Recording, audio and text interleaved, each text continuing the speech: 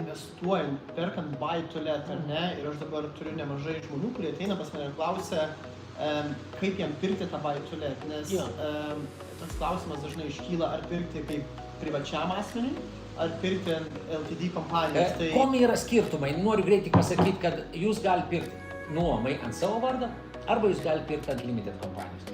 Čia šiek tiek, jeigu trumpai, viskas priklauso kokios jų pajamos. Jeigu pajamos yra toje didžioji pusėje, virš 40-50 tūkstančių, jau reikėtų gal pirkti ant limited kompanijos. Bet be abejo, kaip jūs žinot, limited kompanija bus papildomos išlaidos, reikės buhalterių ir visa kita. Anijos visai patarčiau įdėti kaip akcininką savo vaikus.